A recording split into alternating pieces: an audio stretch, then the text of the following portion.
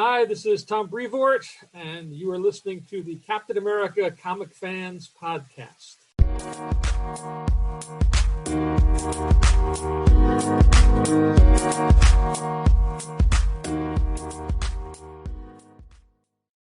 Greetings, Cap fans, and welcome to episode I Get My Kicks from Route 66. This is Rick Verbanis, and you are listening to the Captain America Comic Book Fans Podcast. I'm also joined by my best gosh darn co-host out there. That's Mr. Bob Lucius. Bob, give me a red. Oh, I can't wait for this episode. I can't wait. Yeah? Yeah. Well, it's because we are getting into a very cool story called Loose Nuke. And that is the Gimme a Red is a reference to a something that character Nuke, which is AKA Frank Simpson, says to his handlers when he wants to get energized for a battle. And we wanted to get energized for this podcast because it is going to be a lot of fun. Yeah. And by the way, I get my kicks on Route 66. Bob, you're old enough to remember that song from 1946, right? Yeah, right. Well, you see, just for tonight, I've changed my Zoom identity from Bob Lucius to Grandpa in honor of your comments from our last show. Well, yeah. So, but yes, I used to live in the vicinity of Route 66 back in my early Marine Corps days out in Arizona. So I spent a little bit of time exploring that route. Did you now? I did. Yeah. Okay. Well, that song was original. It's been done a million times. So many different versions of that song, but the original was from 1946 by Nat King Cole. And I know what you're thinking. 1946. Well, who would appreciate that song? Well, it wouldn't be Steve Rogers. He would be frozen by that point by probably about a year. But you know who would be appreciating it? That would be Mr. William Naslund, and perhaps maybe even Jeff Mace. Yeah, right. Yeah, he was probably out there. They're swinging on the dance floor with their respective others. Yeah. And by that, of course, I mean Fred Davis. What are you talking about? The new Bucky. You thought I was going with Miss America and Golden Girl, right? Yeah. I was throwing a curve, man. That's true. What we got going on in the Facebook group now? Listen, we're a couple of weeks behind because we record these a little ahead of time, right? But recently, right around Christmas time, there were a lot of Cap fans on Christmas and the day after posting all the various cool Cap stuff that they got for Christmas. That was a lot of fun. That was, I love to live vicariously through everybody in the group that posts their stuff. They're so excited, and it's great to see, because I think you mentioned it, one of the posts, that we're all kids at heart, right? And this is one of those times of the year where that kid comes out a little bit and gets giggly excited about opening up those presents on Christmas Day. So it's cool to be able to share that with each other. Yeah, it was great seeing everybody's gifts and their excitement about getting them. So, yeah, we're very, very fortunate for sure. But that was a lot of fun in the Facebook group. So, yeah, we're covering today Vol.7, issues 11 through 14. And these are from the Rick Remender volume.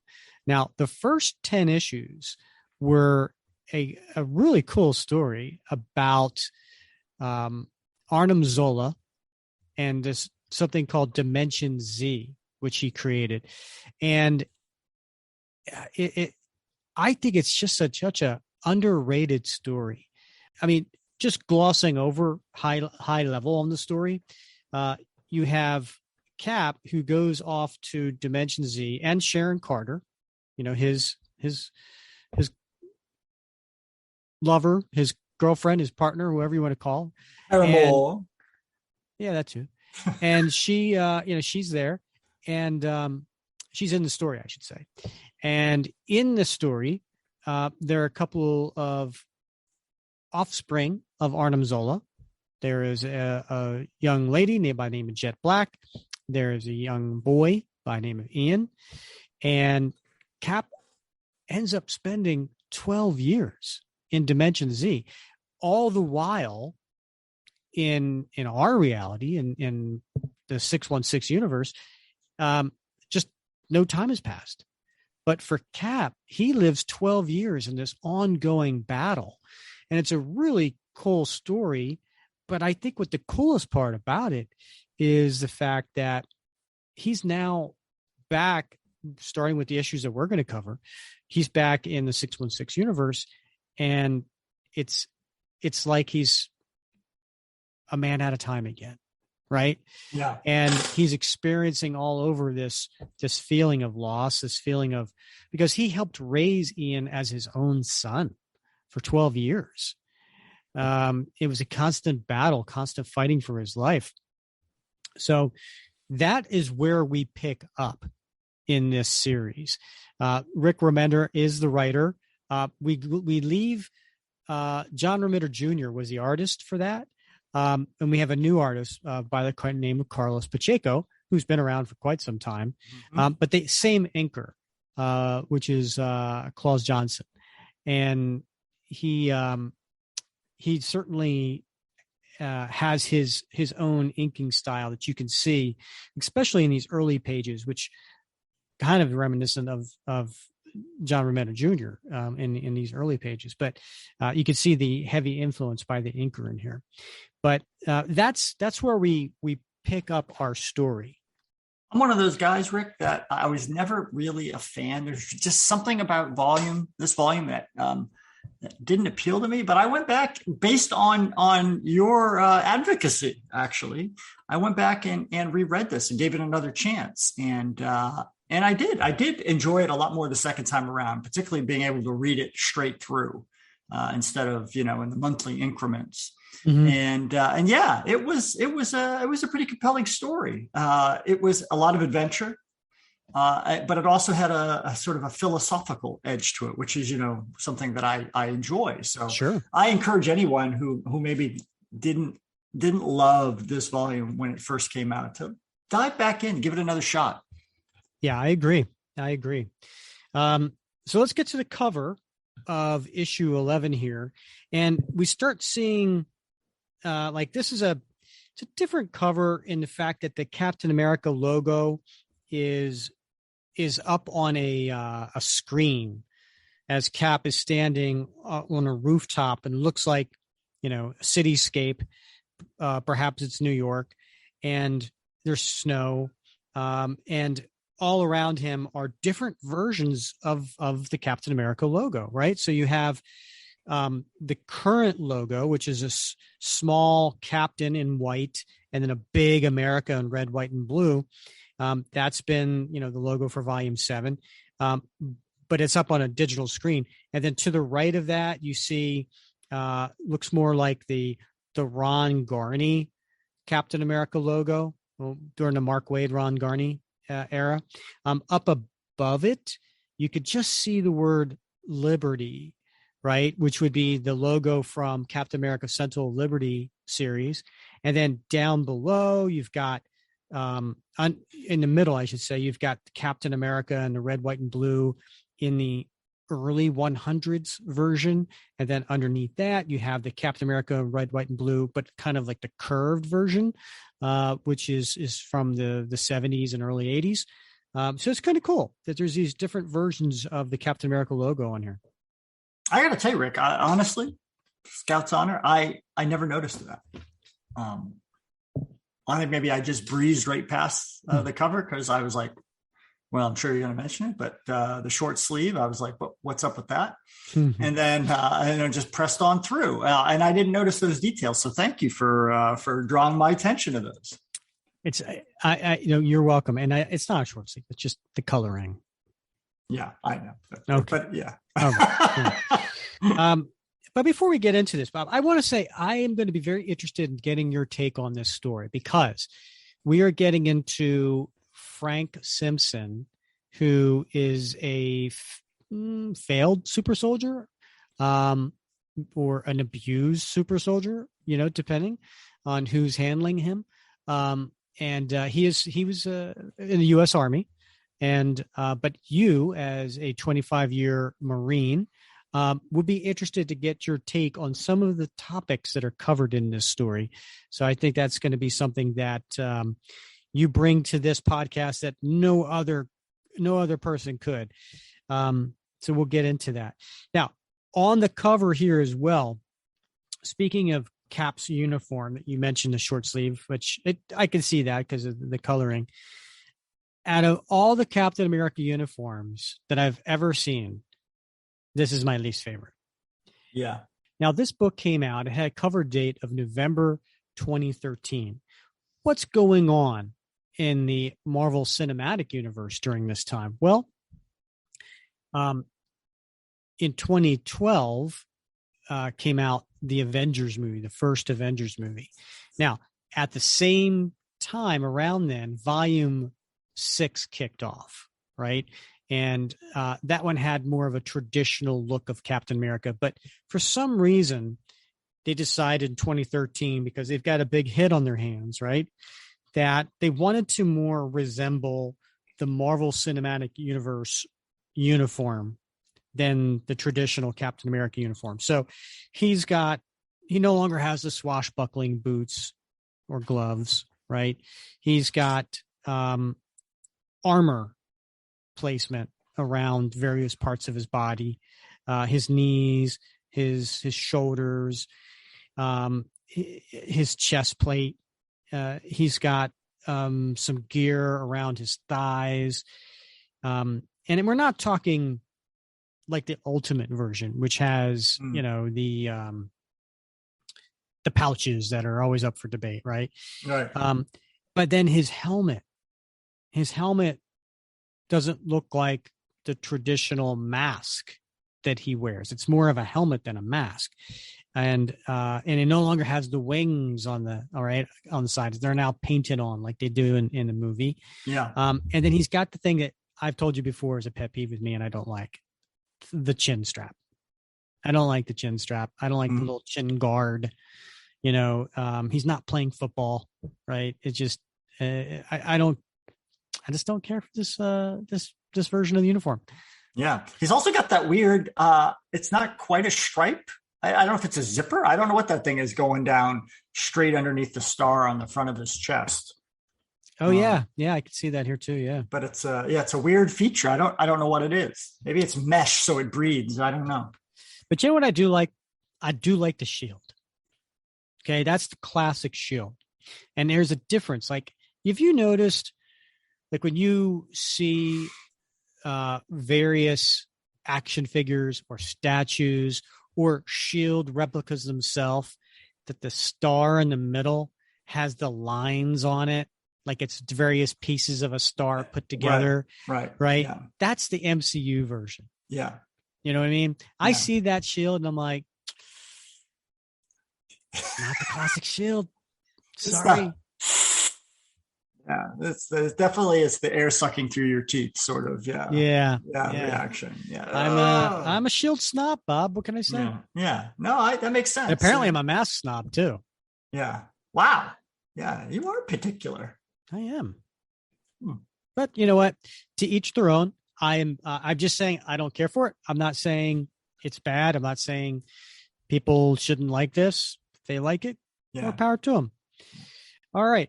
I'm going to read the opening recap in here because I find that, since we're kicking off the story, it might be helpful. At long last, Captain America returned from Dimension Z, battered and weary, but alive. With him was Jet Black, Arnim Zola's daughter, and Cap's unexpected ally.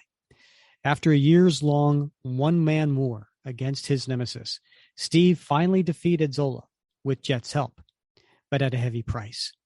In the final confrontation, Steve lost both his adopted son, Ian, and his lover, Sharon Carter.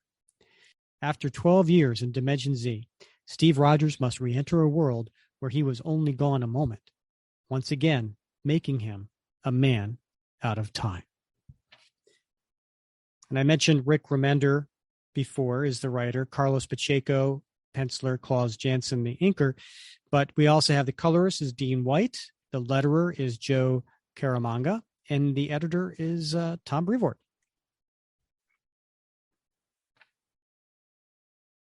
Manhattan, the Lower East Side, 1935.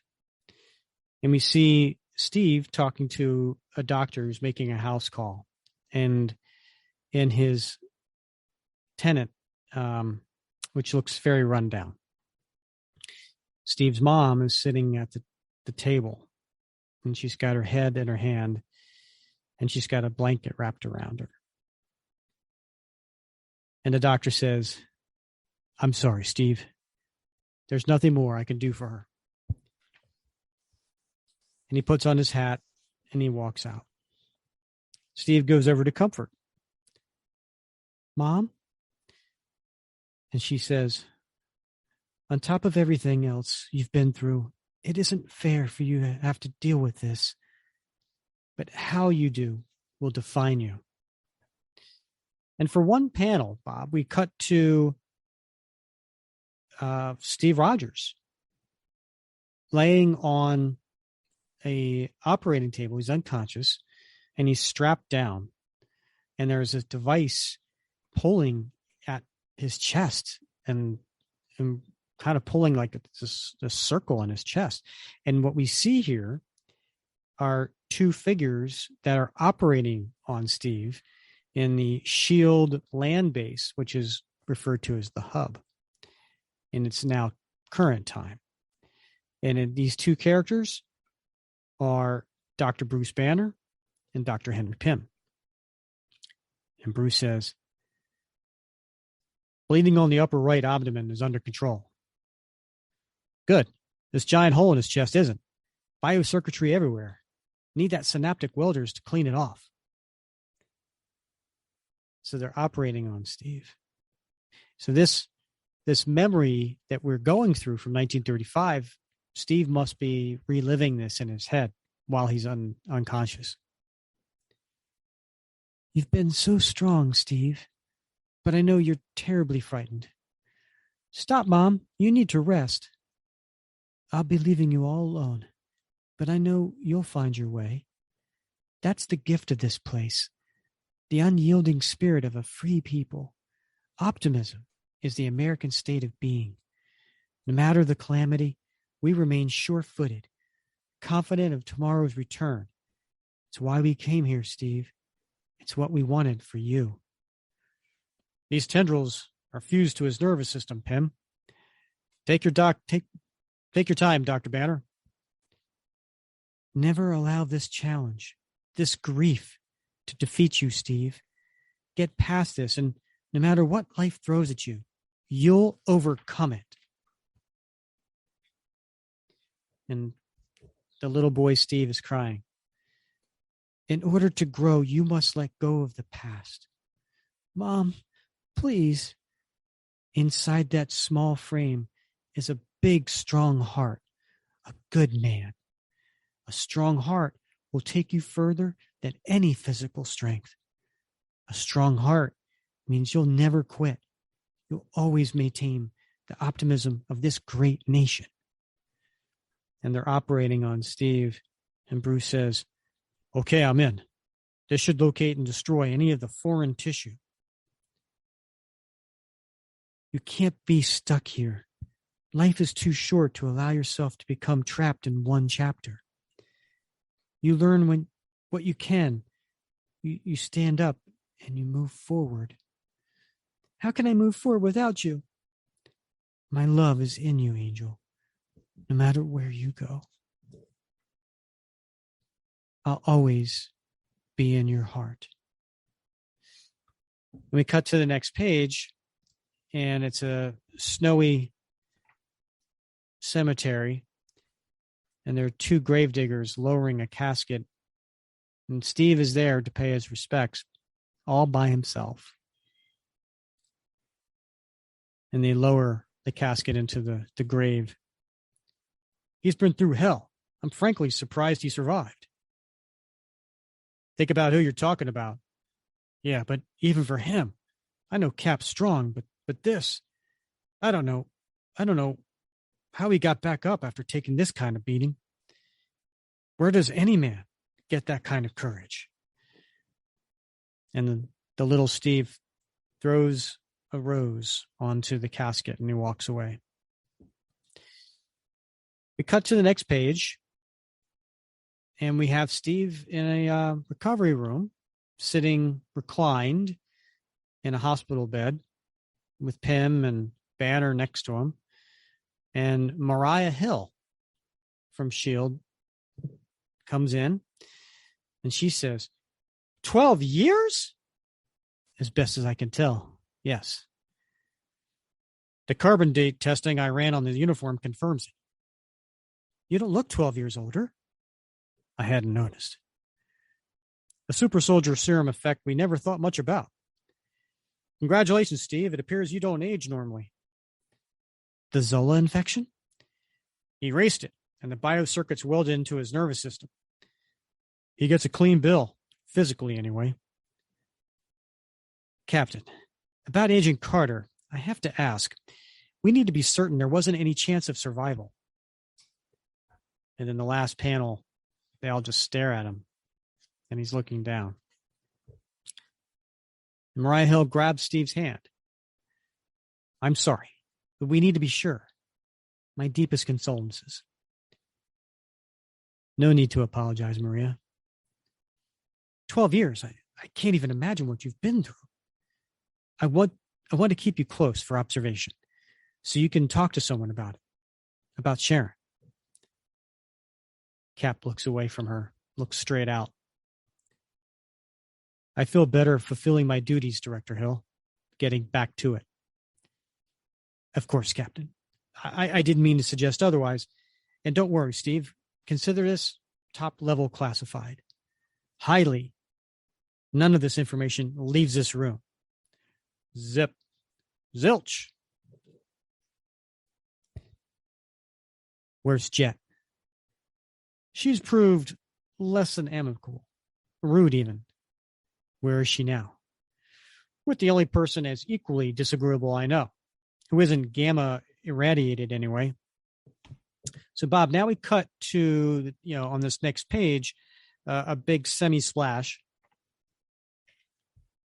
And it's Nick Fury, but it's Nick Fury Jr. Right, yeah. So at this point, again, trying to,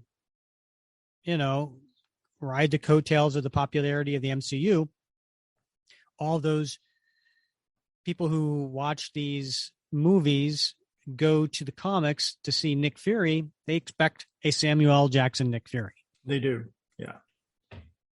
So in the comics, they wrote it as, this is Nick Fury Jr. So it's a son from a woman that Nick Fury knew in the past. Yeah. Well, Nick Fury Sr. knew a lot of women. But, yeah.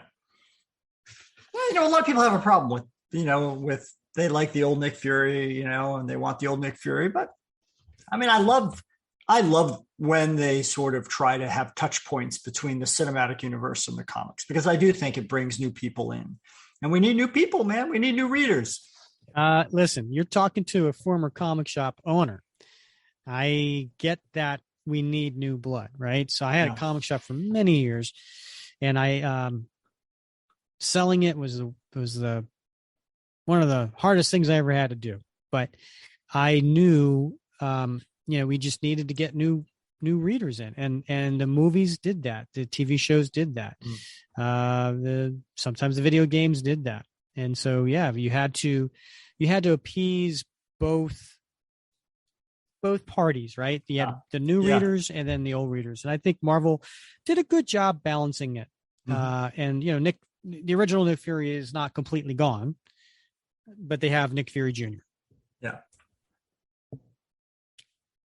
So we have them in a interrogation room, and Jet Black is tied to a chair with her handcuffed behind her. And the best way to describe her, she's a probably a 20-ish looking woman, long black hair, dressed in a Jack Kirby Big Barda outfit from DC New Gods. Kind of a big woman. She's slender. She's not thick and muscular, but she has that look about her. I mean, some of it is the way her hair is, and I don't know what you call this crown that goes around her face and around her head, and the armor that's on her, and a small cape and the boots and the rings that go around. They're all Kirby-esque in my mind. Yeah, I agree. That's a nice. Once again, I hadn't connected that, but I think you're right. So Nick Fury Jr. says, "I don't like to dance around things, Miss Black. You see, here, adult people, you waste their time, they just move on. If I move on, you move to a jail cell, remember? I don't know much about where you come from. Not yet, I do not. But here on Earth, it's a busy world. We have lots to be doing. Now, Captain America, vouch for you.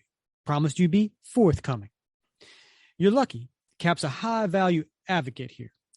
Your father, on the other hand, is among the very worst human beings that this planet has ever produced. So before I sign off on granting the daughter of Arnim Zola access to my world, I'm going to know a bit about her." And he slams down onto the table, and he gets in her face. "And make no mistake, that's where you are now, Princess, my world. And my world is a sunny and happy place, provided you play by the rules. If you don't, well, I can make it a dark place full of missed opportunity and grave remorse. So, now, list your superpowers." And he pulls out a tablet and a pen. "Captain America tells me you are a test tube super warrior, a real gifted fighter. What kind of fighting? How far can you hear it? I can hear an insect on the other side of the world.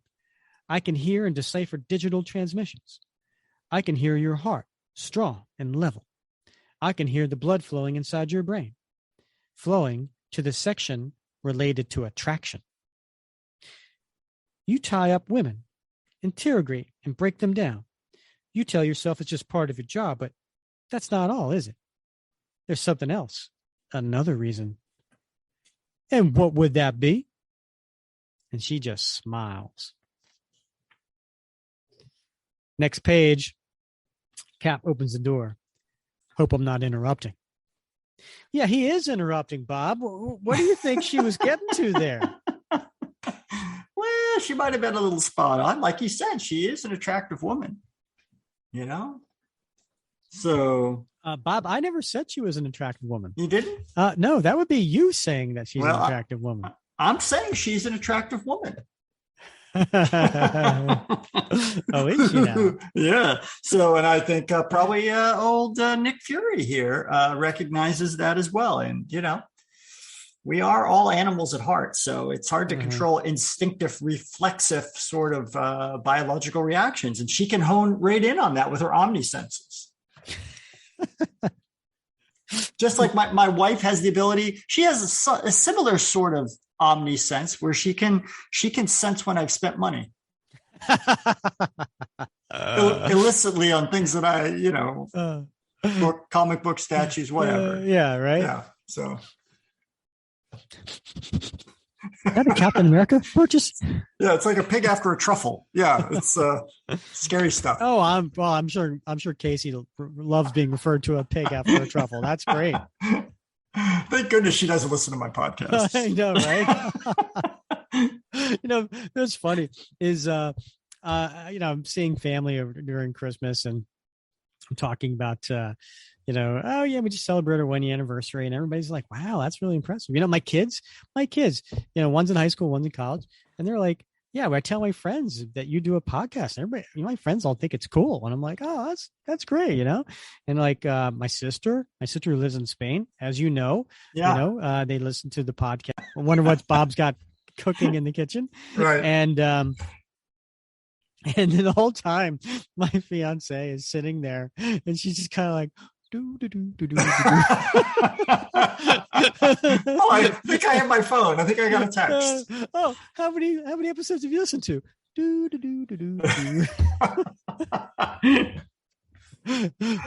we were talking about the Spotify year in review, guess which podcast did not show up on my fiance's list? Oh, I wonder. Well, here's something even more ironic, Rick. I told you earlier that we drove from where I live in Southwest Florida over to West Palm Beach over the holidays. Now, how long a drive is that, Bob? It's about a 2.5 hour drive, Rick. So, well, you can't just do that in silence. You got to listen to something. You got to listen to drive, right? Yeah, and what better to listen to than a podcast? But I will tell you, we didn't listen to that one. I listened to like 6 hours of a podcast out there and back, having to do with some Russian spy. But it wasn't. I said, "Hey, you want to listen to the Captain America Comic Book Fans podcast?" And then she said, "Oh, we're out of range." Well, so there were three choices there. Yeah, it could have been a flat out no. She could have gave you the Heisman, right? Yeah, and rejected, which would have been harsh. Yeah, right. Yeah. It could have been crickets. Yeah, could have been do nothing. I got that. But instead, she went with option 3, which is a bald-faced lie, just to save feelings. Yeah, we're going through the Everglades. Bad reception here. We better just play a saved one. Right. So Cap comes in. He says, "Hope I'm not interrupting. Agent Fury and I were just getting acquainted. Okay, come on, we're leaving. I'd feel safer if I could spend a few days with her. She'll be safe with me, Nick. I promise. Truth, Steve, it isn't her safety I'm worried about." What did you tell him, Jet? And they're taking off in a flying car because, it's S.H.I.E.L.D. And she says, "Most everything. Nothing about Ian, as we agreed. My family is dead. I'm stranded in another world where nothing is familiar. The uncertainty is terrible. I can remember the feeling. What will happen to me now? Where will I stay? With me, until we can get you settled into a normal human life. We'll get you some help dealing with the trauma. What about your trauma? Ian, he was a son to you. I can only imagine the pain. If you want to unburden yourself, I'd be willing to listen." Cap just looks ahead and steers the flying car. And Jet Black turns, looks out the window. I prefer the silence as well. All right, next page. We're in another country in Eastern Europe. Not just any country in Eastern Europe, Bob. This is Uzbekistan. Gah. I worked really hard to pronounce that, Bob. I practiced. Wow. Good for you. It says Nuke engagement, zone number 1. And it looks like a town in the middle of some mountains. And it's a heavily populated town. It's dark out, middle of the square. And there's just a bunch of civilians walking around, shopping. And it's cold. There's snow. And then you hear in the background, "Doesn't matter how much good we've done in the region, you still hate us." And here comes Nuke, Frank Simpson. Very strong looking man, walking with fatigues on pants and a belt that says USA on the buckle. So he's got a bunch of pouches around his belt. But Bob, can't help but notice he's got a shirt off. He does have his shirt off. Yeah. It's kind of his thing. Yeah, it is. Yeah. If I had that chest, I'd walk around with my shirt off too. But I know, right? Yeah. And the other thing is, it's his thing. He's got a U.S. flag tattooed on his face.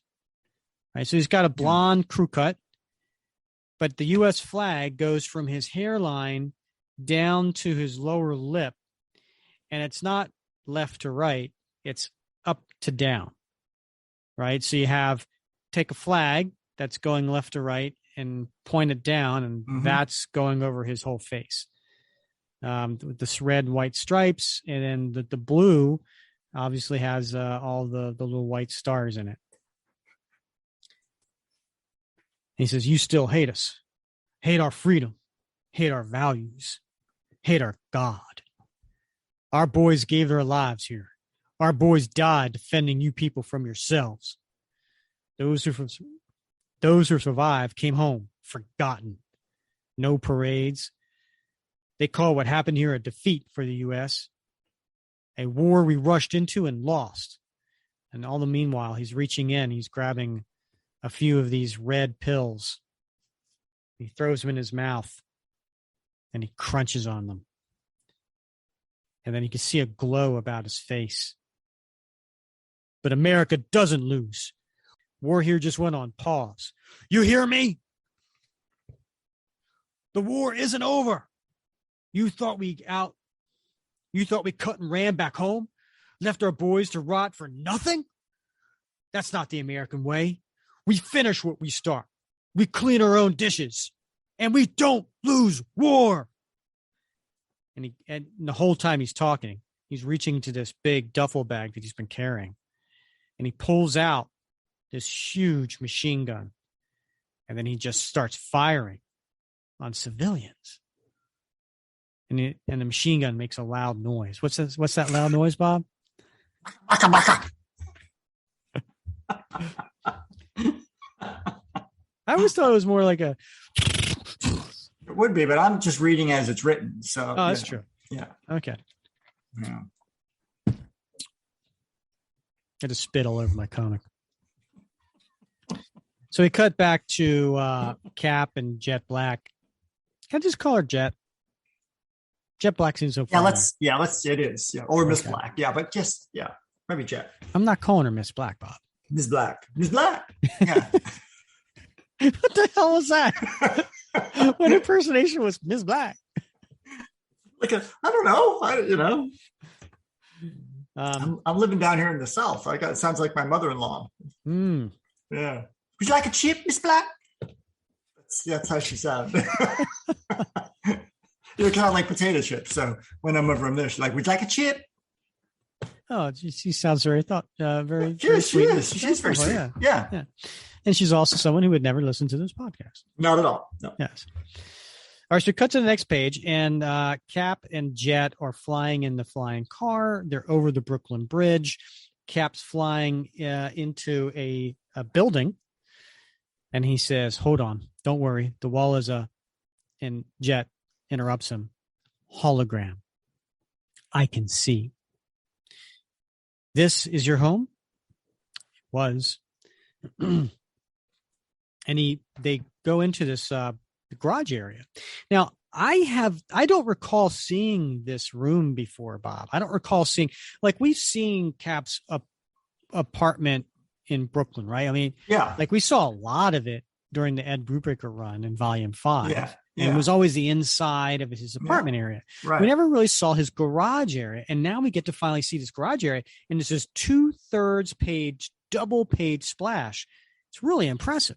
It is. It is the dream garage of anyone who's in the Captain America comic book fans Facebook group. But you're right. It's when you see the interior of his apartment, it's very nondescript. He has like a print up of like Yosemite or something. But the walls are pretty bare. But the garage is not like that at all. No. So, I mean, describe the garage for me, Bob. It is how I envision my house if I could get away with it. It has everything, all those collectible items, except in this case, they're real, right? These are things that Steve has collected or accumulated over the years that reflect his history.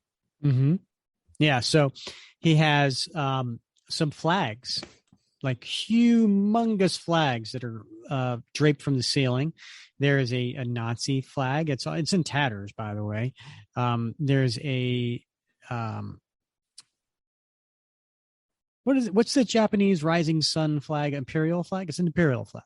The imperial flag, yeah. Yeah, I don't recognize the third one. It looks like a SS flag, maybe. Because there's an eagle on a gold, so it's almost like thinking. I don't know what that is.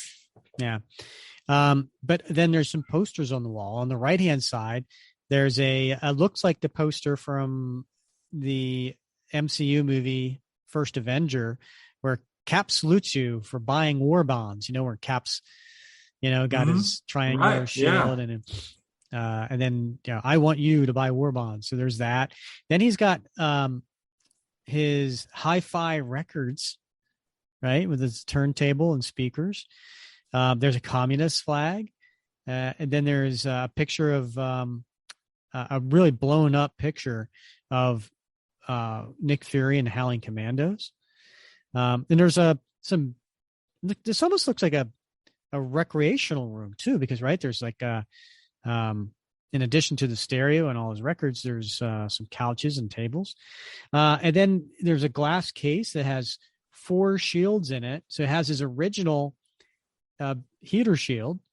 Then he has 3 of his circular shields, the classic shields that we know, but one is intact and then 2 are not.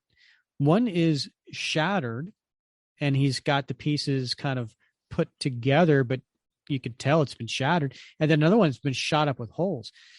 I love this, Bob, because this is like I don't know if this is Carlos's way of doing this, or did Remender write that? I don't know, but it's almost like saying, yeah, we recognize that Cap's shield has been destroyed a few times. Yeah. Right. And here's in Cap, who loves his shield, has put some of these old shields to rest. Also, there's some other images up on the wall, including, it looks like, a Captain America #1, where Cap's punching out Hitler. Worth some money. Yeah. There's a costume up in a glass case at the top of the stairs. I don't recognize that one, Bob. Do you? I don't either. I wonder if it's a Golden Age costume from somebody that he fought with or somebody he defeated. But I honestly don't know. I think I'd have to go back through the Invaders maybe to see who that might be. But I noticed that as well. But I don't know. It's be a good question for our listeners. Yeah. If anybody knows what costume that is in that double page splash of Cap's, garage rec area, please let us know. So Jet starts looking at these things on the wall. And she says, these proclamations of past victories, they are important to you? Yes, they used to be. When I think of Father and Ian, I feel a pained longing, mourning, grief at the loss of someone you cared for. And he looks down at a picture of Sharon Carter and Nick Fury Sr. I don't know what the future holds, Jet, but I'm here for you. I'm going to help you put together a new life. What if I prefer the old life? My mother once told me, in order to grow, you must let go of the past. That's just what you'll have to do. Are you lecturing me about letting go of the past while standing amidst your shrine to it? And Cap looks around, and there's a costume of Bucky in a glass case. There's a costume of Nomad in a case. I see what you mean. So next page, there are 6 panels up on the rooftop in stormy, rainy night. And Cap pulls out his shield lighter and he flicks it. And Jet says, go on. And Cap throws the lighter onto a pile of the stuff that we just went over. The flags, pictures, posters, costumes, and he lights it and burns it. And then we see at the end here, the title of this story was A Fire in the Rain. All right, Bob, before we get to the next issue, what do you think of Cap destroying his memorabilia?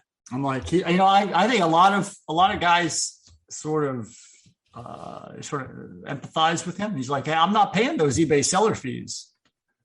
Right? That's it, man. I'd rather burn it. Seriously, folks. Yeah, I know this is, one of those things. He's right. He's reflecting back on what his mom said about how you got to let go of the past in order to grow and move on. And, and he's trying to give this advice to Jet.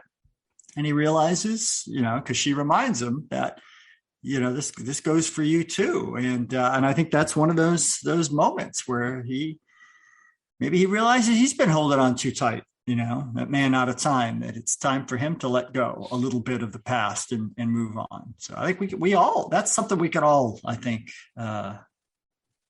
maybe understand. Yeah, I hear you. And I understand what's going on here. I know I've heard or read in the Facebook group a few fans who weren't too pleased about that. That Cap burned all his stuff. And I'm torn. I half of me agrees with you, right? That he has to move on. Of course, I'm sitting in my man cave right now, surrounded by Cap stuff, right? Mm-hmm. And as why? am I, yeah. And why? Because it's a nostalgia. It reminds me of my youth. It reminds me of a simpler time. It reminds me of things that I enjoy. That's why it's here, right? Yeah. And so part of me is holding on too, but to burn it just seems like a permanent solution to a temporary problem. Yeah. Well, I'll give you an example. In the military, we move frequently, like every couple of years, 3 years, maybe 4 years at the very maximum, you will be in a location. And every time you move on, they have a going away, a hail and farewell. You get a plaque, right? And then as you move throughout your career, you've got your I love me wall. It's got all your plaques on it that you've served, every place you've served, right? It's got all your promotion warrants. It's got all, maybe your big ticket award citations. And you put these up on your wall at your office everywhere you go. And then when you're all done, you get your retirement certificate. You put that up, your congratulations letter from the president. You put that up. You get all your ribbons and medals boxed up on a display shadow box or something. You hang that up maybe with your sword. But at a certain point, at least for me anyway, I realized that this isn't me anymore, right? I got to stop hauling this stuff around. I got to stop putting this stuff up all the time because I'm living in the past. And those were great times and they're a big part of who I am, but I'm still lugging them around. I haven't burned them, but they're in a box in the garage and I haven't put them up in years because that's no longer who I am. Yep. Part of who I was, it's part of who I am, but it's no longer who I am. Right. Yeah. Well said. It's part of who we are, but not who we are. Well said. And maybe that's what Cap was going through at that point. Maybe that's what he needed to do to help himself, because let's face it, he's really struggling. Loss of Sharon, loss of Ian, 12 years of his life gone. He's a man out of time again. Yeah. And we're going to get more into that in this next issue. So next issue is cover number 12. We have Nuke on the cover. So there's no Captain America on this cover. There's only Nuke. And he is standing over a pile of appears to be dead bodies, holding his machine gun with fire behind him. And he says, "No, war lost." Same creators as before. So we're going to cut to 1968, and we're in Everest, which is in the Chinese New Year. And in the middle of a blizzard, there are two characters that are walking through this blizzard in the mountains. And one of them keeps saying, like almost like a recording, think of your wife, think of your son, think of your village, think of your wife, think of your son.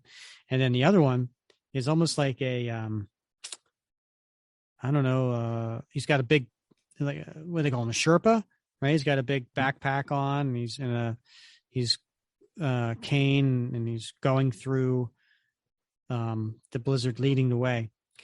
And we hear an inner monologue.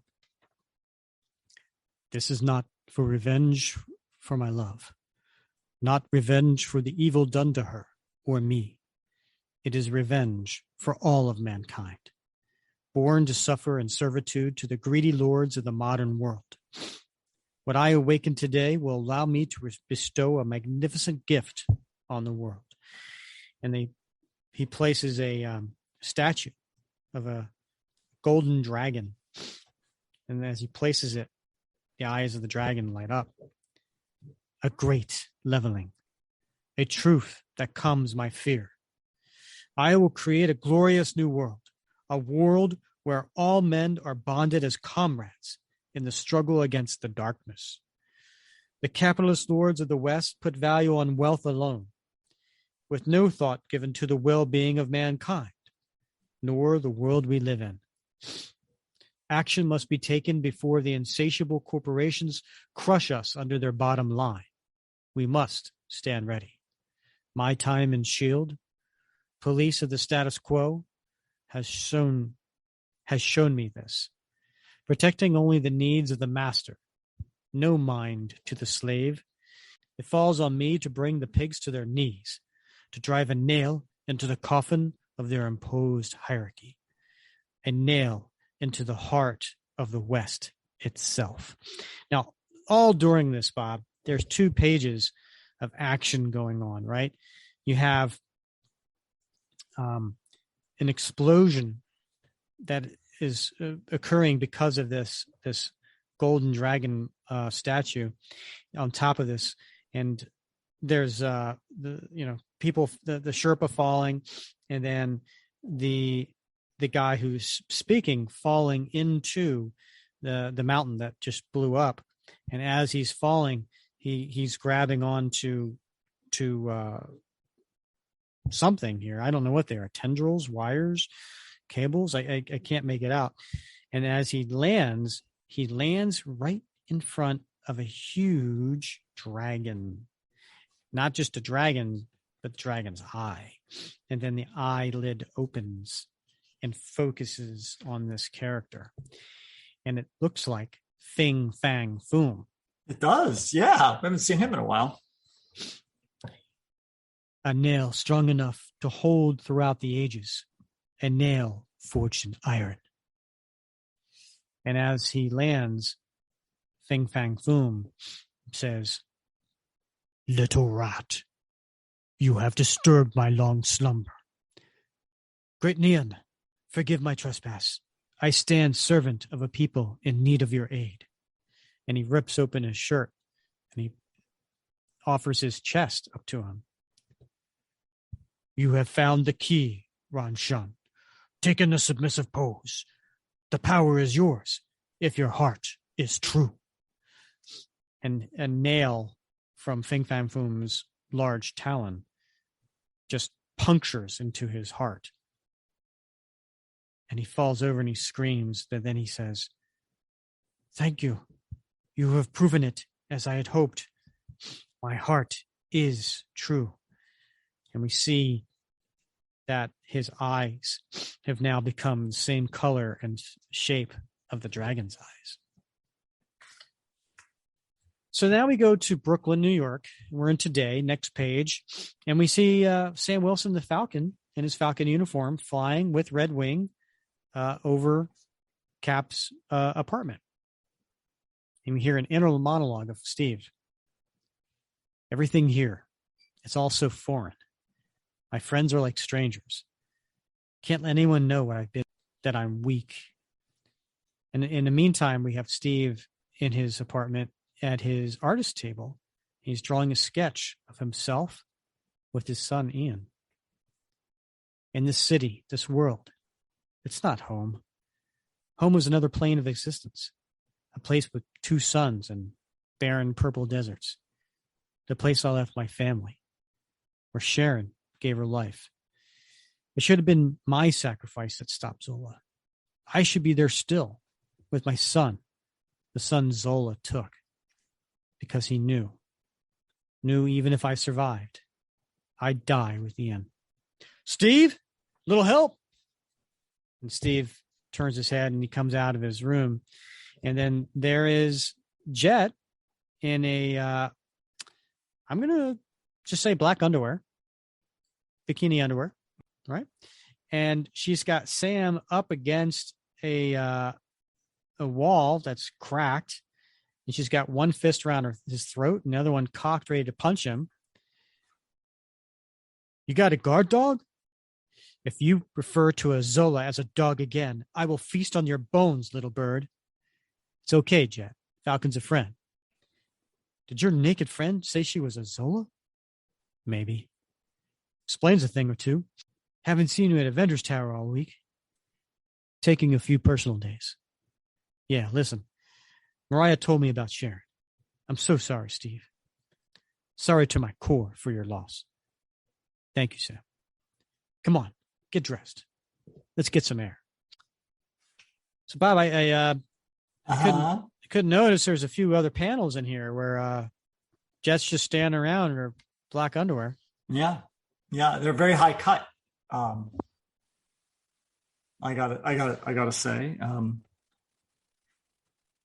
Carlos has a certain eye for the female form. So, Bob, if I had the ability of Jet to listen to your blood flow, I wish you wouldn't. I leave my blood flow out of this. Oh gosh, this next double page 3/4 splash is amazing. We have Falcon flying and Steve hopping around with the beautiful Brooklyn Bridge in the background.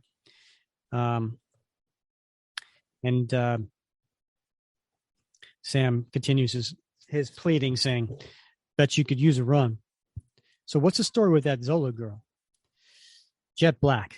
She's a refugee under my care while she adjusts. Trust her? She's broken. A hard case, programmed from birth to become warlord of Earth. But Jet has a good heart. She helped us take down her father. She's in the same spot I am. And we can see Jet back in the apartment. She's got her trained ears focused on the conversation. Out of place, disoriented, suffering the loss of family. She needs me. Doesn't have anyone else. I need her as well. She knows me, knows what I went through in Dimension Z. And they're hopping around the city. Dimension Z? Where she's from. Where I spent over a decade trapped, thanks to her father. A decade? You're joking. I wish I was, Sam. That's where we lost Sharon, saving the world from Arnim Zola. Bob, look at that cityscape. Look at the detail. Yeah, that's pretty amazing stuff right there. Right? Yeah. It's beautiful. Before I left, Sharon said something. Told me I'm frozen in the past. An assessment more apt now than before. This place was a lifetime ago. How can I be strong?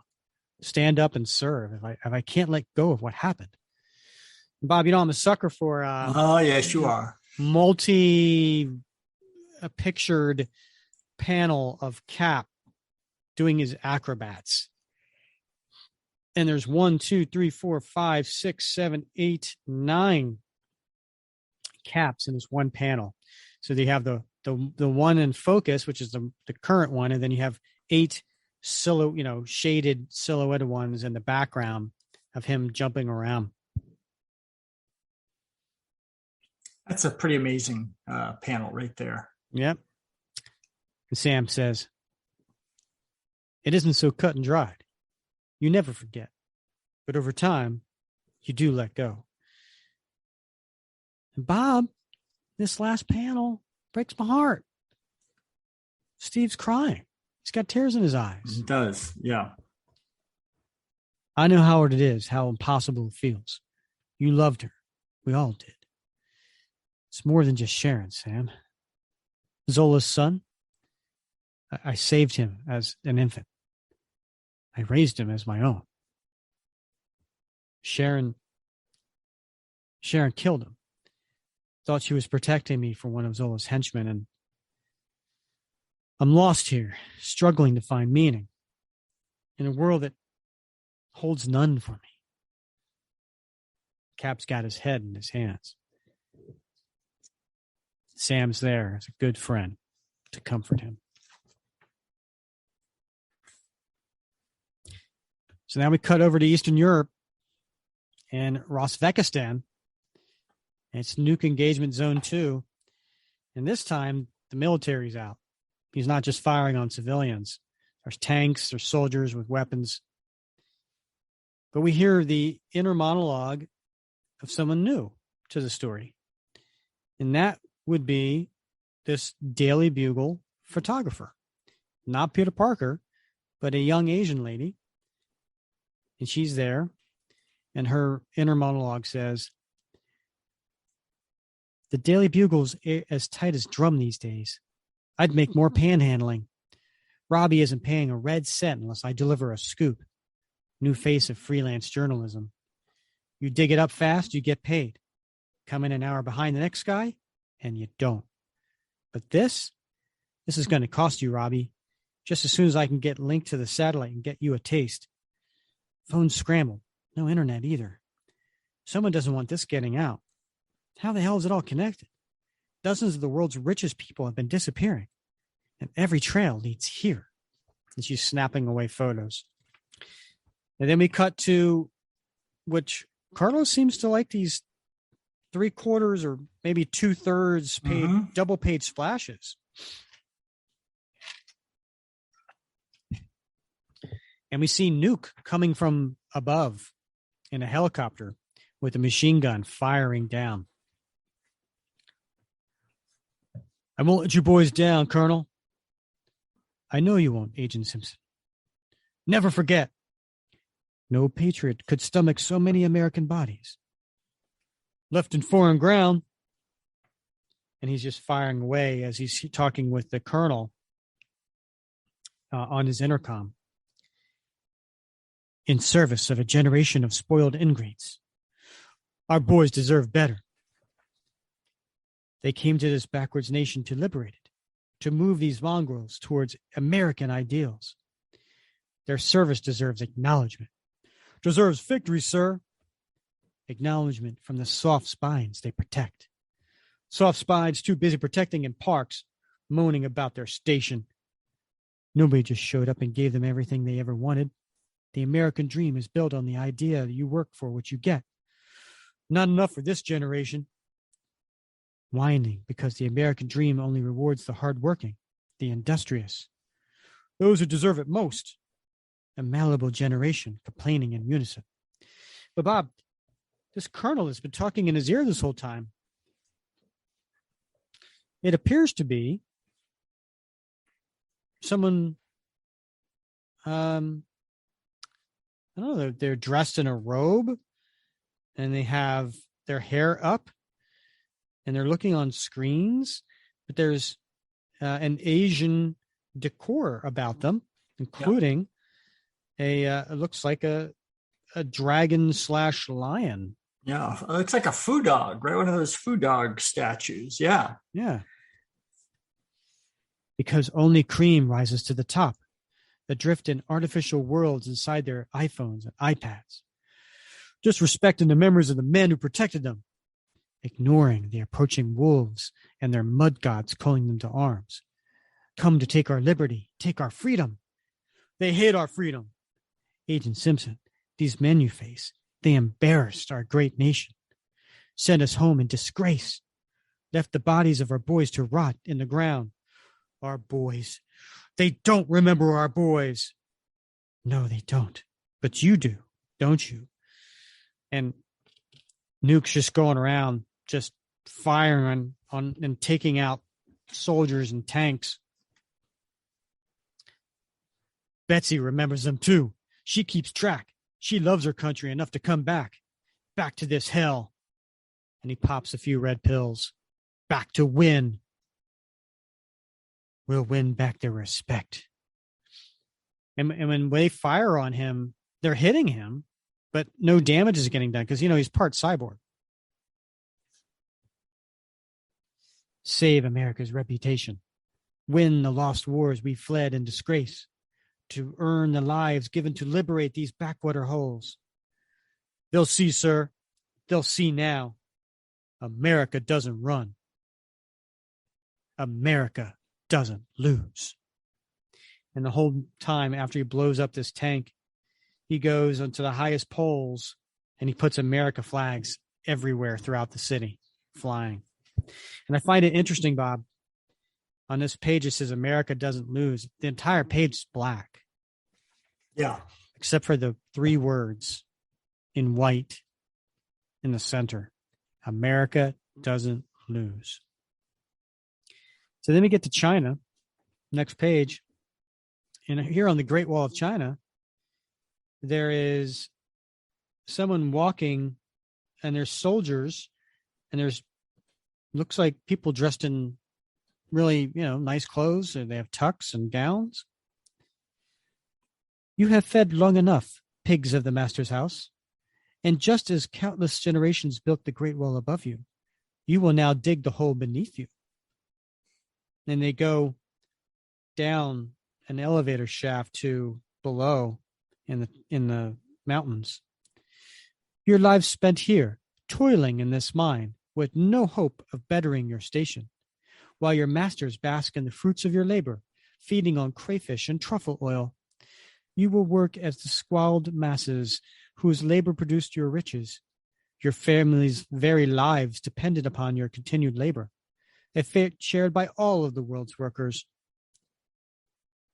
Put them right to work. No morning meal.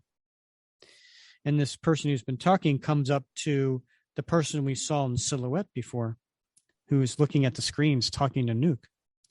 Is it done? Yes. He will get us inside? He will. Do not doubt me, old friend. I cannot fail. The burden is too great.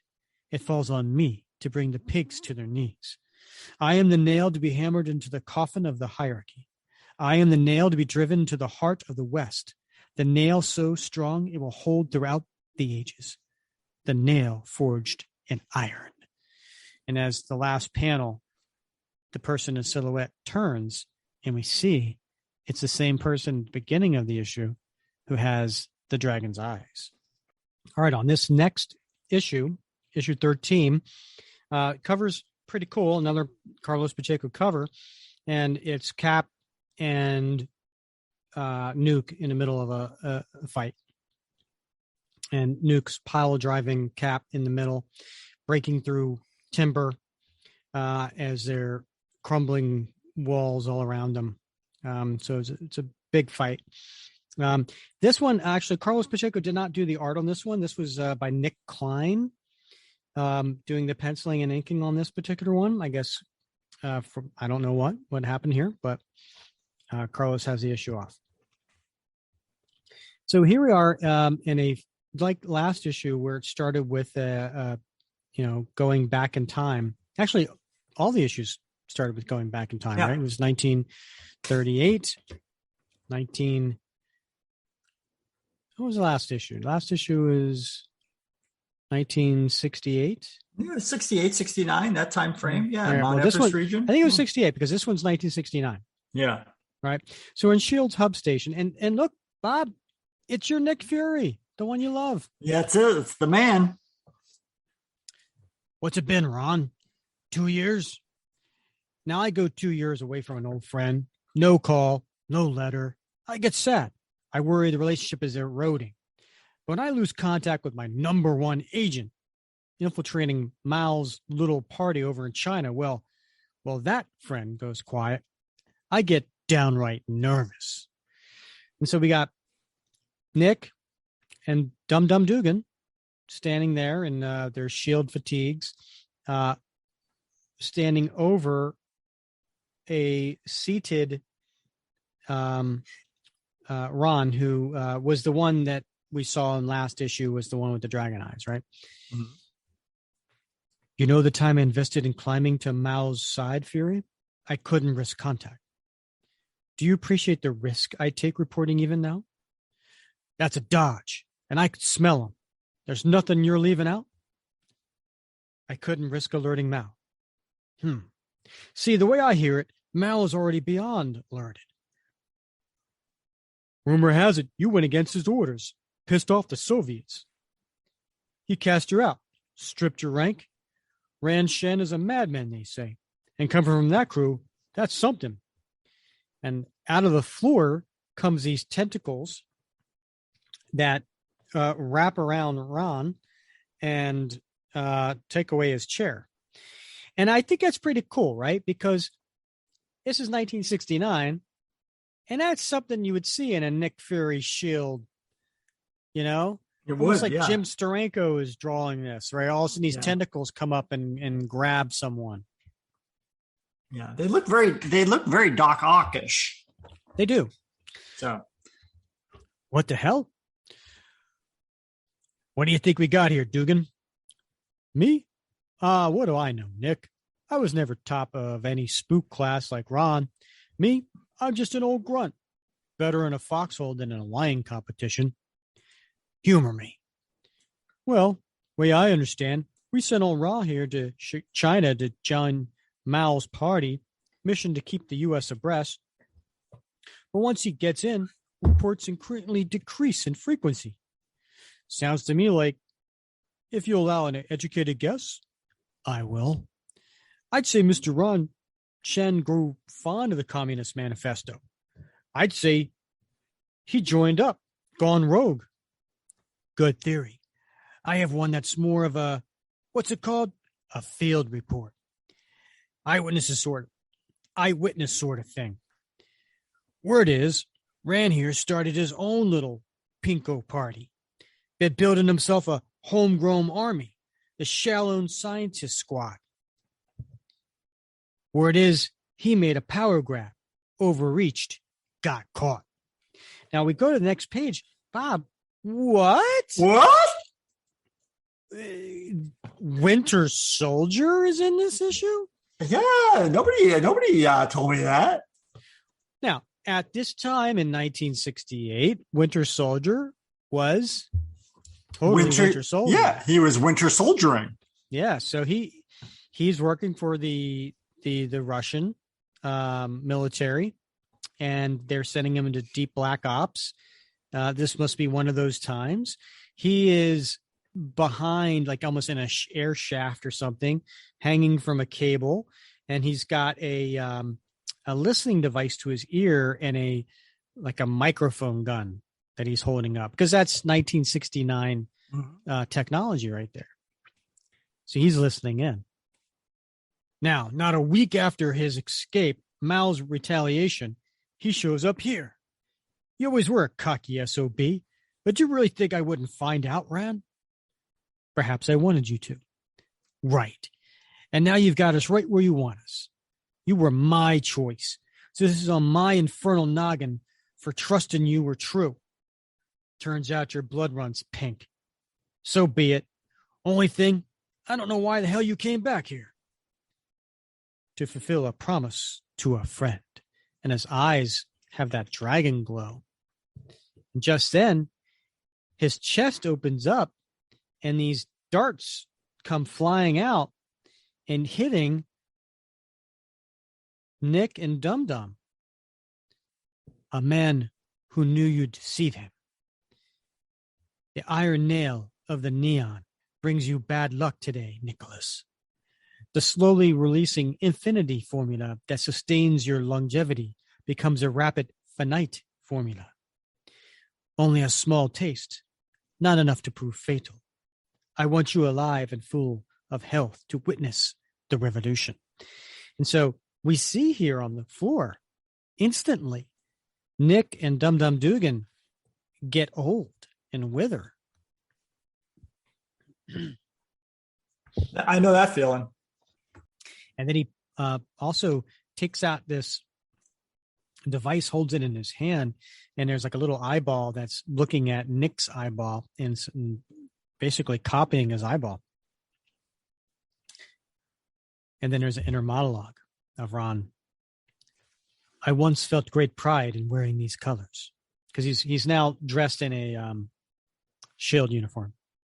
Great pride walking these halls, blinded by another promise. A promise made as you lay dying, Father. You suffered such indignity at their hands.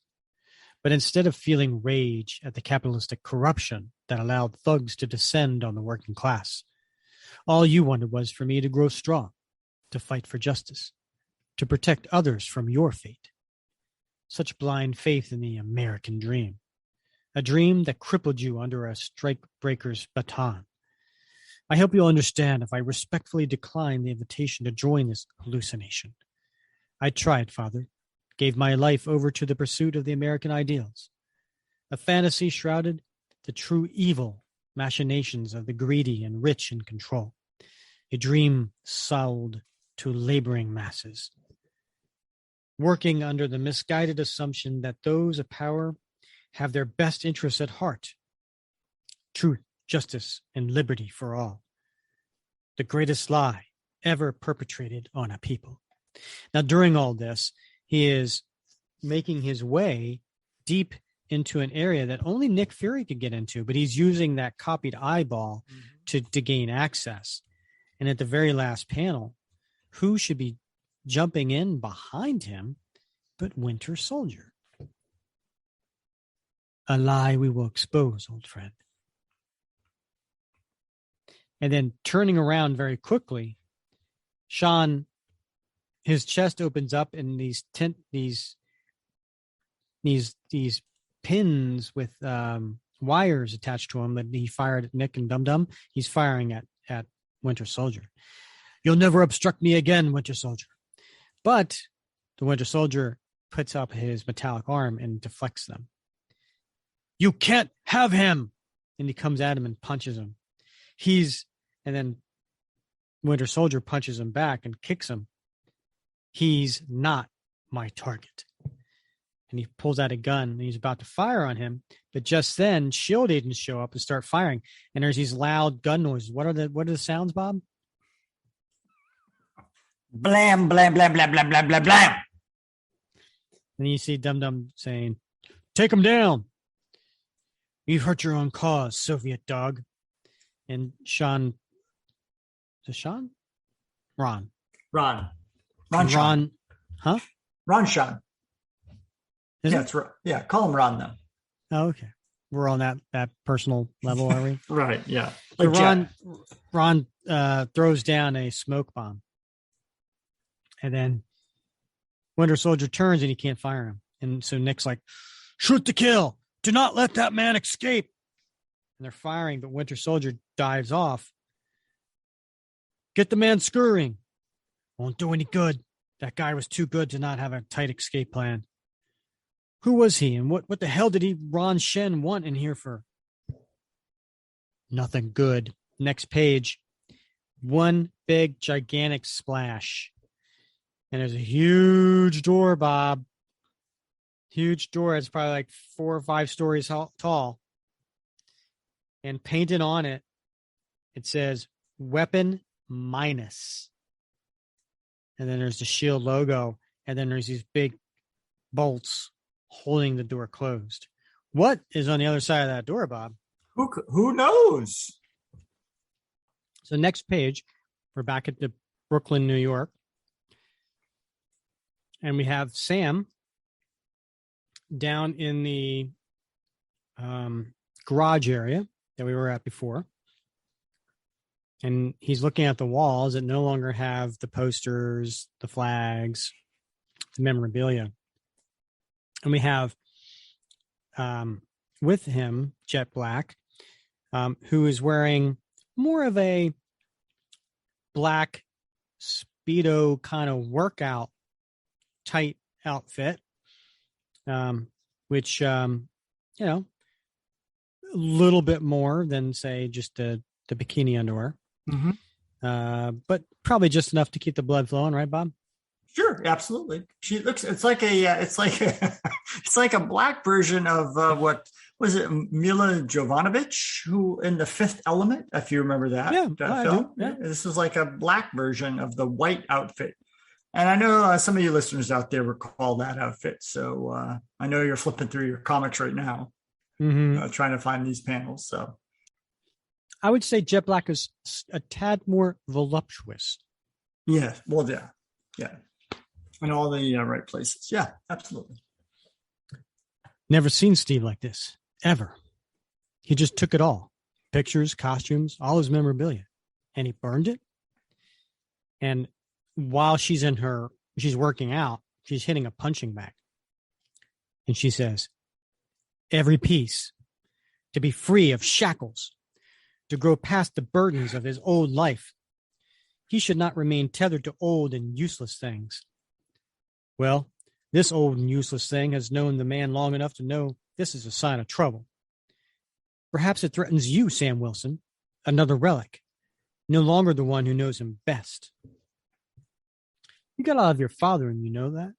Mean. Better mean than oblivious. And then we cut to S.H.I.E.L.D. headquarters in Mariah Hill.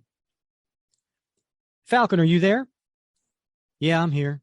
I'm at Steve's place, getting caught up with his new friend. Yes, Jet Black is a problem, no doubt. Cap seems blind to the danger inherent in befriending a Zola bred to dominate the human race. In case you haven't been clued in, Sam, she can heighten any of her sentences. Not sentences. She heightens her sentences. In case you haven't been clued in, Sam. Oh, gosh. In case you haven't been clued in, Sam, she can heighten any of her senses. Touch, smell, vision, hearing. In all likelihood, she's listening to us right now. And she does. She stops punching for a second. She turns and smiles and says, hello, Maria. She's an issue for another time. Right now, we've got trouble that demands Captain America. And at this point, Sam walks in on Steve, who is sleeping in bed. And he's looking at Steve sleeping in bed. I don't think Steve should be in the field. I can't hear that right now, Sam. We're all shattered over the loss of Agent Carter, but the world needs Captain America. It's more than Sharon. I'm not at liberty to say anything else, but let someone else deal with whatever the problem is. Steve needs some time off. I believe you're right, Sam, but this situation demands his presence. The world must see Captain America deal with Nuke, or we're going to be looking down the barrel of World War III. Nuke? Former super soldier, fought in Vietnam. Cyborg with extreme mental illness, born of a version of the super soldier formula in hyperamphetamines. He is reopening the conflict we fought in Rosvekistan. He's decimating cities and planting American flags in the rubble. Dear God, what's the international reaction been? We've blacked out the media. No one knows yet. We can't maintain it much longer. And at the response to hearing that, Sam's eyes grow wide. Is that legal? It's either that or international meltdown. We should be transparent here. Just explain. In a perfect world, right now, I need your partner to apprehend Nuke alive. We need to know who's been giving him orders. Do you understand the gravity of this, Sam? When images do go live, they need to be of Captain America taking this madman down. So then we cut over to Rosvekistan, and it's nighttime. And the young photographer we talked about before, she's got her inner monologue going. Entire nation is in turmoil. Place has been mired in endless war for decades. Military coup, loss of democracy, ethnic cleansing. Now this, and no sign of any international assistance. Not after the body count the last time the U.S. came in. There's a loud explosion. No way to get any information in or out. Total blackout. A madman with an American flag on his face slaughtering thousands. Doesn't take a genius to smell S.H.I.E.L.D. all over the information shutdown. But they didn't count on Samantha Chan. And then you see she's videotaping on her camera here. Nuke just wasting people with a machine gun. He's unstoppable. Run. There's no... Because of you, Americans are ashamed of themselves. Ashamed of our boys. And then just then, you see, I'm an American. And Nuke looks up, and an entire page splash as if Cap coming down from the sky, hitting Nuke full force with his shield. And then there's Falcon and Red Wing flying above him. And you sure as hell don't speak for me. Every great nation suffers a decline. This man is a living reminder of our darkest hour, a relic of an America I wasn't there to help. One chance, soldier, stand down. I'm under orders from the general. His eyes blank, out of his mind. No reasoning with him. Too powerful to risk. Give it everything I have. And he throws his shield, but Nuke blocks it with his machine gun, but Cap's too fast and comes up and punches him. And it barely phases him. No intervention, sir. With all due respect, you're in the way. And he cracks Steve and sends him flying. Driven by lies, a good soldier twisted. Sam tries a quiet approach with his wing, but his wings whistle, catching air. I'm under orders, sir. I'm going to... And he turns and he hits Sam with his machine gun just at the right time. Nuke picks up on it. He's good, taking us apart. Smell of burning flesh hangs in the air. Fight the gag reflex. Get up, stop him, before his body count grows. The wrong side won this war. And he's running towards a building, and on the inside of the building, there's a bunch of soldiers. He's coming! Ready your... And he slams open the door and just starts firing his machine gun. Sinking feeling in my gut. Whispering a hard truth. He's beyond you, and no one else is coming to help. You weren't the people we supported. Ignore the screams, the smell. Get up. Stop this madman. You weren't supposed to win. Burning soldier. Too far gone. Dead at the hands of a man with my flag on his face. Dead at the hands of an American super soldier. Made us look bad. Made the boys look bad. Every dead body. Another family. They'll see the U.S. as an enemy. Every dead body. A signpost that we've lost control. And he gets up onto the roof. And Nuke throws a grenade, 2 grenades actually, at the soldiers. No war lost. They say all we offer the world is war. They say we're corrupted by military ambition. He's going to prove them right. And Falcon comes in to try to grab the 2 grenades, but Nuke starts firing on him, so Falcon puts up his wings to guard himself from the fire. But Red Wing grabs one, but one lands on the ground. How many has he killed? Don't think about that. Just do whatever you can. Save those who are left. And he gets over top of the one grenade that's on the roof, and he puts a shield on it to deflect it, but it blows up and kind of sends Cap for a loop. You fight against your own troops for these swine? My orders are clear, sir. Get up, damn it. But just then, Red Wing takes his grenade and tosses it at Nuke. And there's a big explosion. Cap gets up. Red Wing binds me a moment. Get them out of here. Run! Find cover! It won't matter if they do, sir. It just won't matter. And then there's Nuke holding his Gatling gun, machine gun, named Betsy. All right, here we get to the last issue. Bob, we're rolling. We are rolling, man. Now, this is a really cool cover because it no longer has the Captain America logo at the top. Instead, it has Captain America handwritten in the snow at the bottom of the image instead of at the top of the image. And we have Cap over top of a downed Nuke.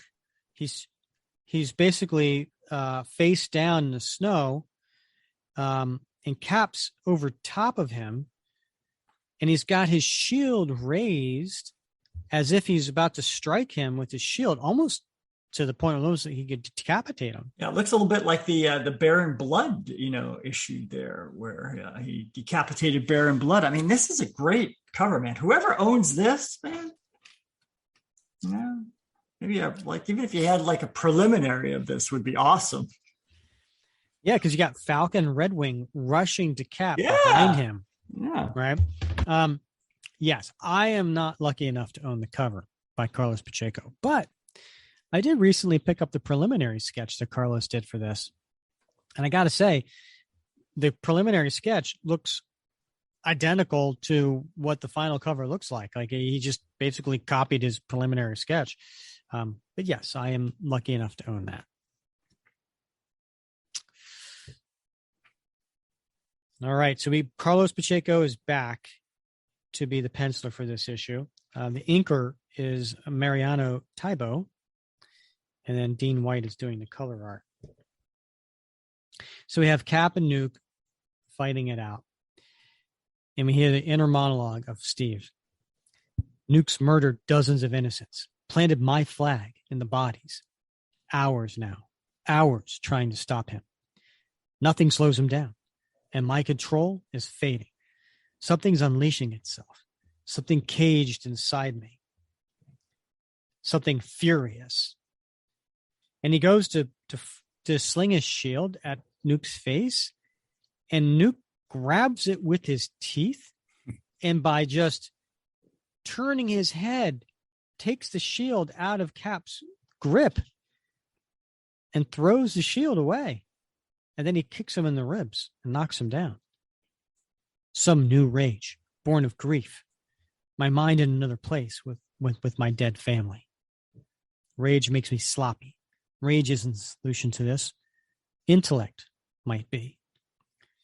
So Nuke's got Cap dead to rights. Cap is laying down, face down. Nuke's standing over him. In fact, he's got his boot on his gut, on his midsection, holding him down. And he's got Betsy, the Gatling gun, aimed at his head. Death to anyone in my way. My orders, sir. You're a patriot, Agent Simpson, a good soldier. But your orders are bunk. Why else would I be here trying to stop you? Patriotism taken too far is fanaticism. No matter who you are or where you're from. These filthy foreigners made us look bad. Foreigners aren't your enemy, son. I'm the son of immigrants. What? When I was a kid, it was my father's people, the Irish, who were looked down on, called filthy foreigners, discriminated against. Is that the xenophobic America you want? All religions, all nationalities. We all want the same thing. To see our children grow strong. To provide safety for our families. To live in quiet times. Peace, son. Isn't that why we became soldiers? To fight for a peaceful world? And Nuke pauses. And then he puts his gun down and he helps Cap up.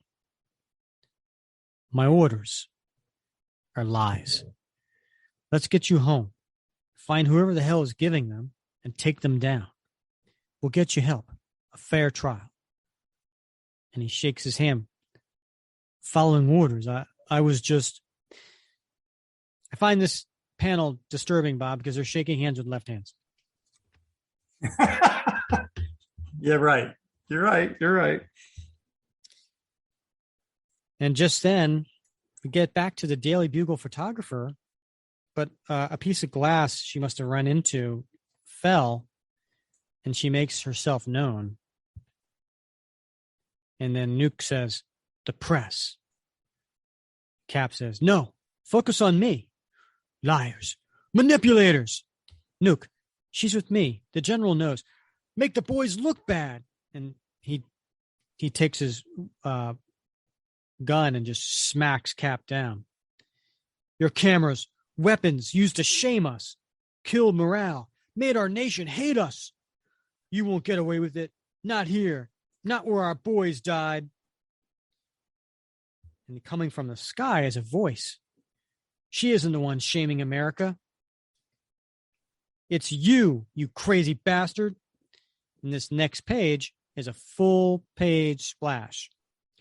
And it's Sam hitting Nuke from behind, knocking him into the snow, picking him up and throwing him into a tree. And he drops Betsy. "You think this slaughter honors the dead? Those men died for the peace you're destroying. Doesn't that mean anything to you?" And he's punching Nuke. But just then, he pulls a really large knife out of his belt, and he slices Sam in the gut. "How dare you? What do you know about our sacrifices, civilian?" "Nothing." And he punches him down, and then he got he's got his boot on top of his head in the snow. "Punks like you sat at home nice and warm, judging our soldiers, dodging drafts, and shunning those willing to fight. You don't get to say what our boys would have wanted. Our boys didn't fight for any peace. They died trying to keep America strong. And you all let us down." So Nuke goes chasing after the photographer through the woods. And she actually comes out of the woods, but comes to the edge of a cliff. She has nowhere to go, Bob. "Can't let you do it again. You ruined lives. Our boys came home to a country that hated them. They should have come home as heroes."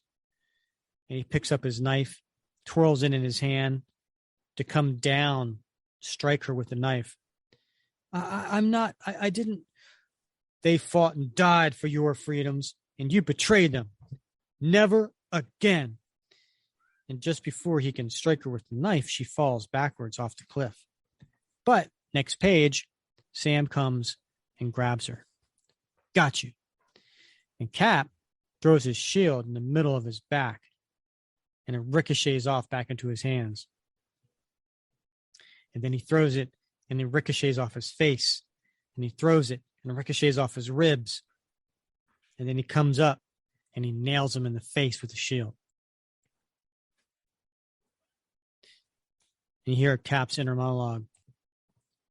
"Tried to find another way, a softer course through this. This monster, clear to me now. Mercy will only lead to more dead." Next page, Sam's letting the photographer down. "You'll be safe here." "Thank you. Got to get back to help Cap, but I'm on strict orders. I need that camera." "What? I'm an American journalist. I don't give my camera over to some clown in tights." "A clown in tights who saved your life? A clown under direct orders from S.H.I.E.L.D.? Yeah? Who cares? We didn't elect S.H.I.E.L.D.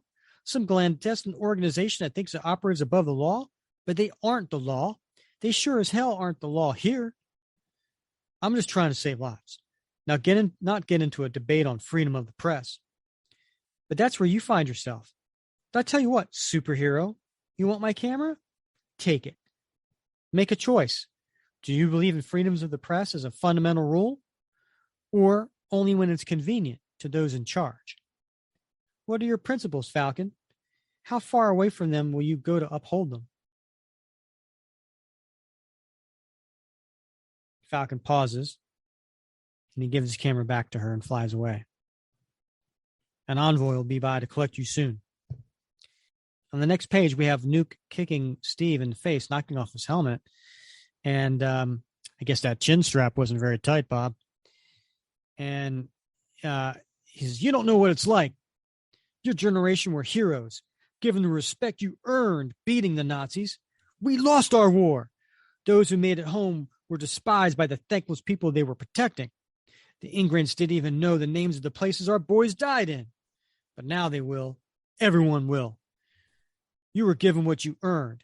Everyone respected you and yours, looked up to you. My boys didn't get that. You can't understand, sir. We lost everything. And the whole time, he's like firing some sort of like almost like a flamethrower at Cap, but Cap's got his shield up. He's protecting himself, but he keeps getting closer and closer and closer to him, to the point where he breaks through and he just punches a right cross against Nuke and makes him drop his weapon. What the hell do you know we've lost? You think we had it easy? That we had it better than you? That our war was somehow easier? War is hell. You think you're honoring the troops by reopening these wounds? By murdering these people? All you've done is perpetuate the cycle, leaving a new generation of broken families. You came here where you didn't belong. You bombed their homes. You murdered their children. And you wonder why they hate us? This whole time, he's got Nuke down. And he's punching Nuke in the face. And he's bludgeoning him. And he's bloodying him. And Nuke's lost. He can't fight back. Cap's won at this point. The Cap's enraged. And just like the cover, he takes his shield up. All you've done is set a fuse that leads to more war. I can't risk you doing it again. But Sam reaches him in time, and he grabs the shield. Man's had enough, Steve. Steve looks down, and his battered and bloodied face. And Nuke says, my orders. The general only wanted to serve our country. Make you proud, sir. And the next page, all I ever wanted for our boys, for the forgotten. And he grabs hold of Steve's boot. And the two, Sam and Steve, just look down on him. And a helicopter comes in. Next page, coming out of the helicopter is SHIELD agents, including Nick Fury Jr. Nick, didn't expect to see you here. I thought we had to keep things quiet until you could show me bringing him in. Doesn't matter anymore. News got out. Some reporter made it past our blackout zone. Uploaded this about 3 minutes ago. And it's a picture of Steve and Nuke. Remember that weird embrace with the left hands? And the cover says, America operatives in Rosfekistan kill hundreds. And Steve looks at Sam, that reporter. You took her camera, isn't that right, Sam? Tell Fury you stopped her. And Sam just looks back, silent and angry. So we cut to China. Remember that big wall of China? And it's Shan in present day. Some would call it a Great Wall. Yeah, well, they would be wrong. It's a big wall of China. We all knew that. It's the big wall of China, right? Yeah. Freedom of the press can be a double-edged sword. I don't relish using the few remaining fibers of American integrity amid the fetid tapestry against them, nor do I take pleasure in using their own champions to further smear their already tarnished reputation. But when I am done, they will be better for it. As Germany grew stronger in the decades after their evil Reich was crushed, the corrupt infection of the capitalist West and its corporate masters has spread too deep. To heal this gangrenous limb, we must hack it off. And to do that, we must rid ourselves of their Gestapo in the sky. We cannot change the world until the secret police of the empire falls. For humanity to thrive in a peaceful world, I must drive an iron nail into the heart of S.H.I.E.L.D. And we see on this last page, full panel, full splash, the iron nail revealed. And then Iron Nail's story continues in future issues, but the Nuke story does not. So this is where we shall end it. What'd you think, Bob? I'm interested to get your perspective, being a 25-year military man.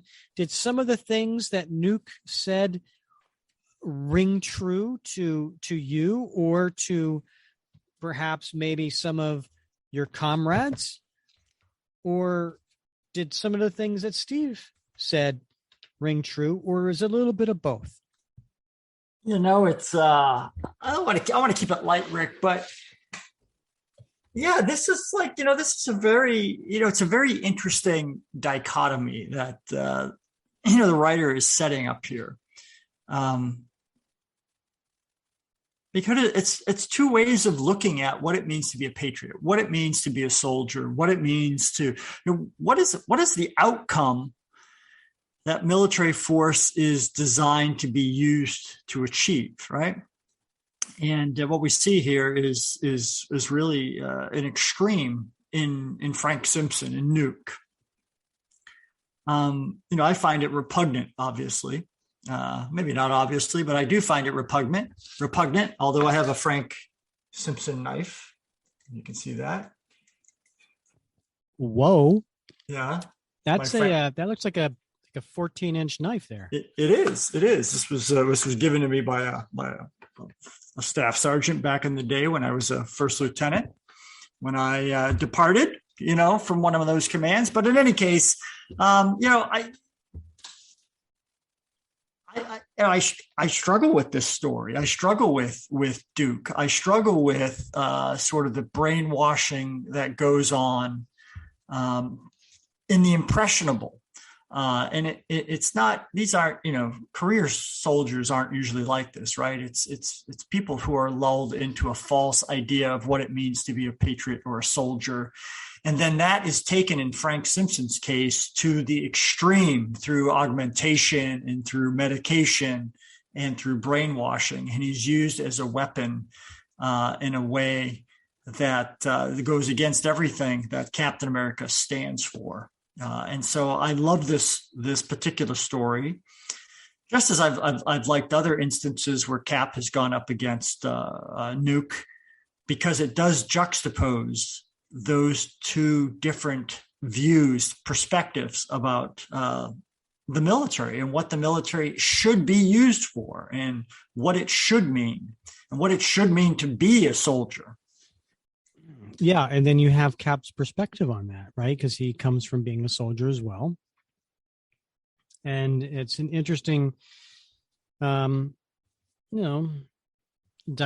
there, because I think there's a bit of truth in the fact, I would imagine that Vietnam vets and some of the wars after, a lot of the soldiers probably were jealous of the World War II vets who received a lot of love and admiration and respect upon return, and they did not. And it's an interesting that was brought up in this story, that Nuke was going on and on about, you earned that and you received it, but we didn't get that. So there's that side of the story. And I see where it's built from and where it comes from. But I thought it was really interesting in how Cap responded. Cap typically has some empathy for that. And he has some, ability to appreciate and say, okay, yeah, I see where you're coming from. But there was none of that here. He was so full of rage and indignant in the fact that he was like, who are you to tell me what I went through in World War II? And he was really, really upset with the words that Nuke was saying. And you wonder was this out of, did he really truly believe that? Or was Steve at such a low point in his life, his grief from losing Sharon, his grief from losing Ian, his grief from being back in a world after 12 years somewhere else, that he feels a man out of time, that this, we don't normally see Steve cry, and we saw Steve cry in the story. Yeah. He was out of sorts. Was this a weak point of Steve, a low point in Steve, where he basically lost that ability to have empathy and just strictly went to rage? I mean, that's it's an interesting way of sort of interpreting what's going on here. I think Steve's whole life has been about sacrifice, right? And praise and accolades and all those things come from sacrifice, but sacrifice doesn't demand those things, because when sacrifice demands recognition, when it demands the accolades, then it's no longer sacrifice, right? It's transactional.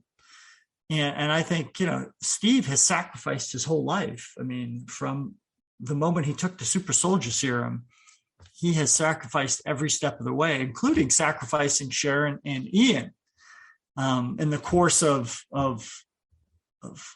his experiences. And what Nuke is talking about is not sacrifice; it's transactional. It's like, we did this, and yes, it involved sacrifice, but we expected this in return. And right. I think, after everything that Steve has lost, that is cause for rage, I think, in him, in the state that he's in. So yeah, I think you've got something there that I think he's on the edge now, with so much loss, so much grief, that it's been transmuted into a rage when faced with somebody who's complaining about the fact that his sacrifices are not being honored. I think you have something there. I think that's an interesting take, in the fact that maybe part of his rage is that, listen, you volunteered to be in this role, and you're upset you're not getting credit for it. Right. Like that, is that the reason you did it? Is that the reason behind it? So it's almost like maybe that was part of his rage too, is of his Nuke's dismay in not, being recognized, and I don't know.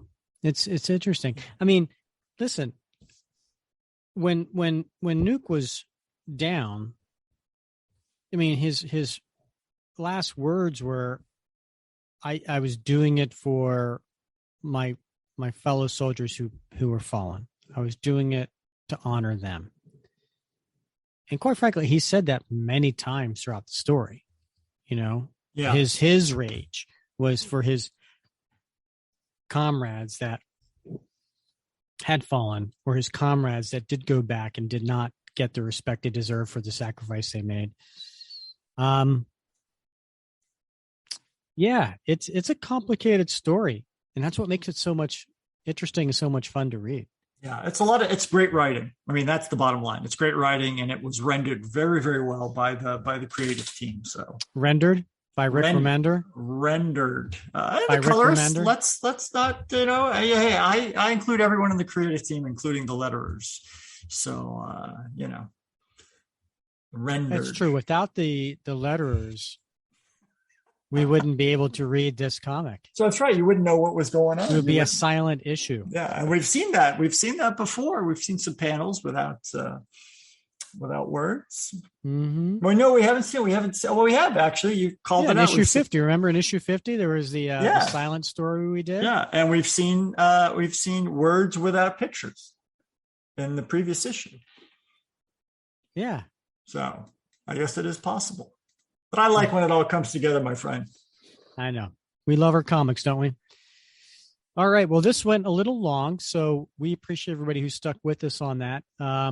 We will be back next episode covering a one issue. So we promise it won't go 2 hours. But you never know. We could go on a few tangents. Next episode 67, we are going to cover a 1990 issue, right? We just did 2013. Now we're going to do 1990, and that will be Captain America Volume 1, issue 371. I don't know what you're thinking. Oh, that's the famous Steve Goes on a Date issue. Famous. It's famous. Yeah, actually, I'll read the solicitation for this one. You ready for this, Bob? All right, lay it on me.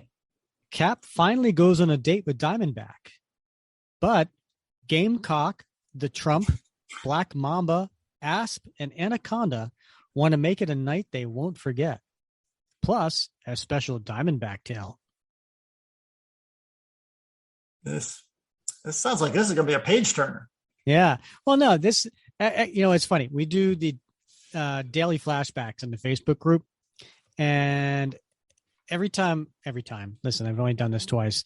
But when issue 371 shows up, it's written by Mark Grunwald. It's art by Ron Lim, and it's a cover of Cap, or I'm sorry, it's a cover of Steve, right? Steve and Rachel walking on a date in an alleyway. And then there are these villains that are all appearing, looking down on them. And the cover says, nothing can prevent Cap and Diamondback from having a pleasant night on the town. Oh, yeah. and we always get a bunch of comments on this. I love this issue. It's such a fun issue. So, hey, we're going to do it.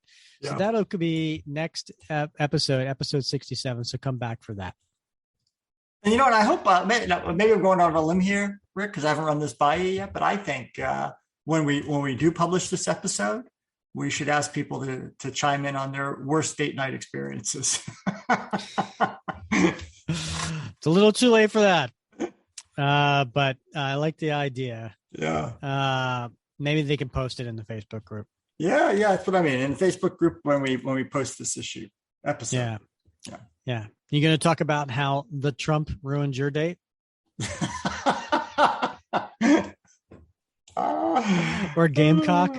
Gamecock, yeah. Did you have a problem with your Gamecock on your first date? Yeah, with the blocker. Yeah. The creativity. All right. Well, Bob, as always, it's been fun wrapping Cap with you. It has, Rick. Let's do this again sometime soon. Sounds good. Well, he's Bob Lucius.